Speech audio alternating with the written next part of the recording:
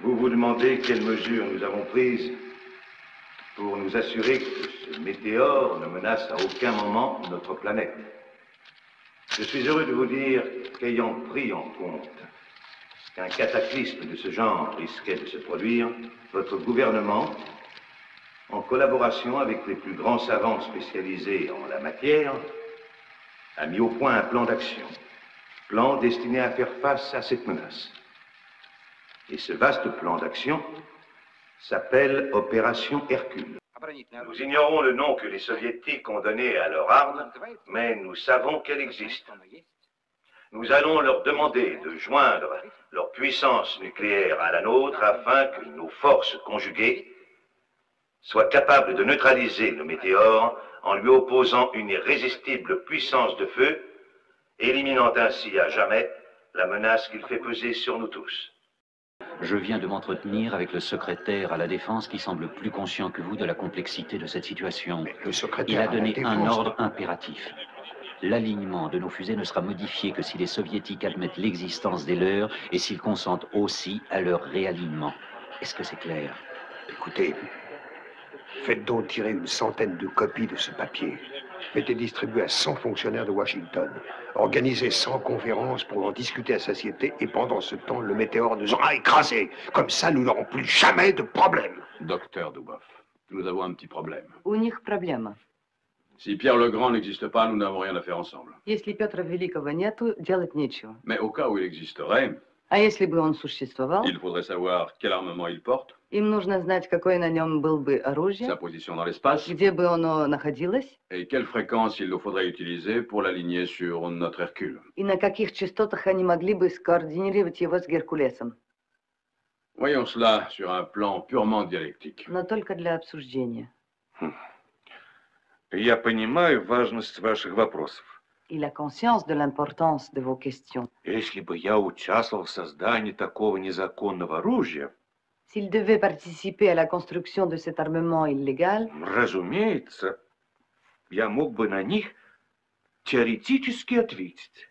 il serait alors en mesure de vous donner des réponses à ces questions. L'Union soviétique se rend parfaitement compte de la gravité de la situation. En conséquence, nous avons décidé d'ajouter à la puissance du satellite Hercule la formidable puissance de feu que nous-mêmes possédons. Un satellite mis au point bien avant celui que les États-Unis ont fabriqué, mais que nous avons étudié et réalisé avec pour objectif la défense contre un cataclysme éventuel comme celui qui plane aujourd'hui sur nous.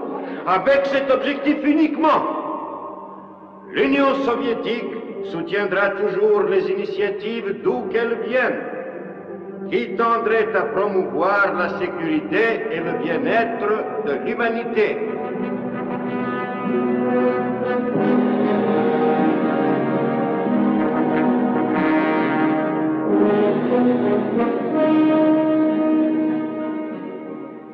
La tragédie prend une nouvelle dimension avec la disparition des 12 000 concurrents du marathon de ski de fond parti de Miloya 1 heure avant l'impact de la météorite. L'équipe d'opérateurs qui a tourné ce film a quitté les lieux en hélicoptère 5 minutes avant le désastre.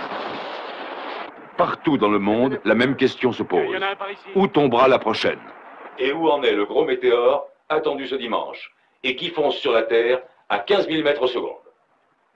Le président des États-Unis d'Amérique nous a assuré que des hommes compétents veillent sur notre sécurité.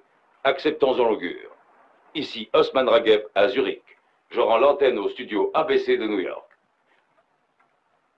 Mon Dieu. Oh, mon Dieu.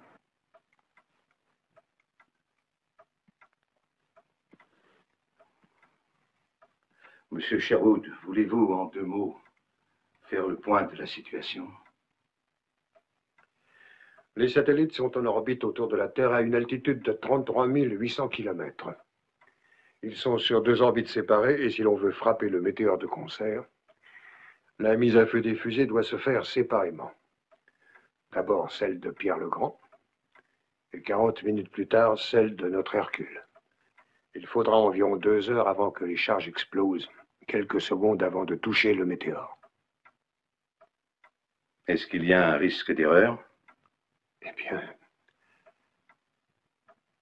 à partir du moment où les fusées sont lancées, elles n'obéissent plus qu'à leur code interne de télécommande et d'approche. Il suffit que ces systèmes fonctionnent parfaitement, alors là, aucun problème. Mais s'il y a une défaillance... Quel pourcentage de risque?